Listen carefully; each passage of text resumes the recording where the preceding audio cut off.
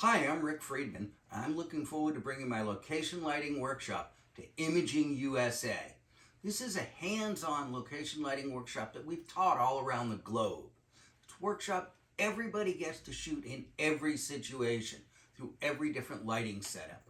We're going to start our lighting setups using one speed light on camera, but we're going to show you how to make really wonderful light with a single speed light on camera and different ways to control it. Then we're going to progress to multiple speed lights. We're going to get into how do you fire them? What kind of radios are we going to be using? How are we controlling the output of the light? And from there, we're going to get into mixing our speed lights with portable studio strobes. And these are the strobes that I use for everything now. They're lightweight, they're portable, they're reasonably priced. You have great control over your light. We'll get into larger lighting setups.